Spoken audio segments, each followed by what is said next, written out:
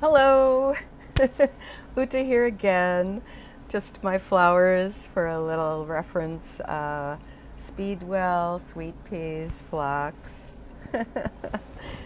um, in my last video, I didn't give you the significant statistics from the first 35 trans widows, that is, ex-wives of men who went down the road of medicalization.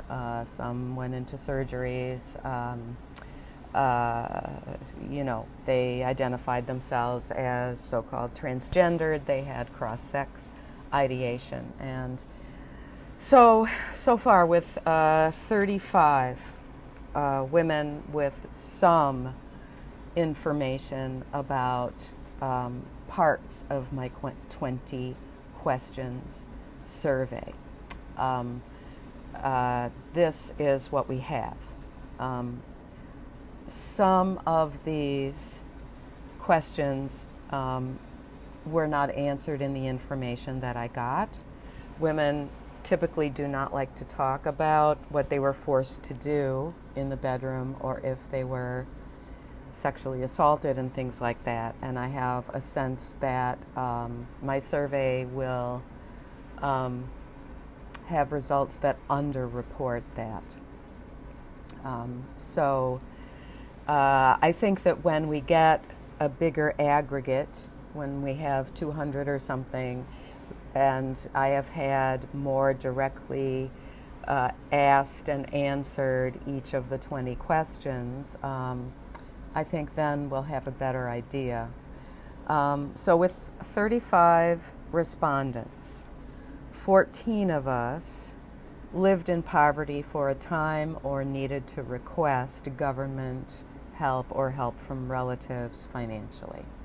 So what that reflects is our ex-husband's profligate spending on himself, on all of his procedures, on all of his wardrobe, and his makeup, et cetera, electrolysis.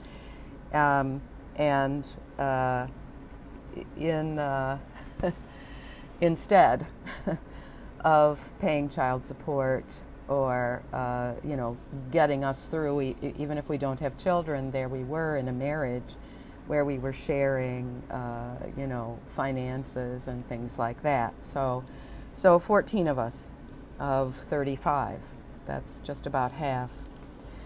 13 of us were coerced or urged or convinced by either our husband or a therapist to try out sex role play in bed using equipment such as what is known as a strap-on, a fake penis, which is colloquially known as for the purpose of so-called pegging him. Okay, so I have to just try to present this information as clinically and as accurately as I possibly can. This is very, very important. Women are always hesitant to tell of their sexual assaults. One of the women who had been convinced to try this out had a C-section or possibly two, and this activity that was requested of her with the strap-on caused injury to her cesarean section scar. This kind of sexual activity with objects is not safe. 5 of the women of our 35 sisters report that they were raped, some of them repeatedly. 0 of these rapes were reported to law enforcement. 14 of us were vilified or defamed by our ex in either court proceedings with the submission of false accusations and sworn affidavits, or on social media. after the split. So that's almost half of us. And again, this is a data point that I am getting some underreporting on because this wasn't a specific question in some, that was answered in some of the testimonies.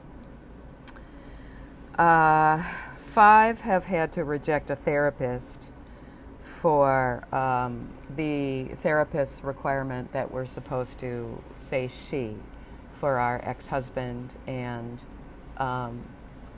call him the ex-wife or something. And again, I believe this is also underreported, but this is it's a ramification of the inability to get quality therapy for the PTSD that we acquire from all of the things I just mentioned. 13 of us lost a set of friends almost immediately after he so-called came out, and not included in this set of 35 in our Trans Widow Sisterhood are the 3 women who died. 2 by slowly committing suicide through excessive drinking, and 1 of them who committed suicide in some other means. I know it's a serious one. However, what I'm making here, what the point is that I'm making is that the 4 musketeers of sex, Ray Blanchard, James Cantor, Michael Bailey, and Kenneth Zucker, should have set up independent, separate studies for the ramifications of all of this medicalization of cross-dressing men, the ramifications for the children and the wives, because the mothers of children are the ones who are going to sacrifice their own needs for the sake of the children.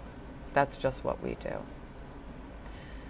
Please, if you know someone whose husband did this, send them to this channel, send them to utahagen, grasswidow.wordpress.com. I think this is really, really quite scandalous and quite important. And if you look up the webpage called Trans Journalists Association Style Guide, you will understand why our stories have not been told. They are totalitarian minions who demand that our stories are not told. I stand up for women on this July 4th, my day of independence. Please go outside and count the butterflies.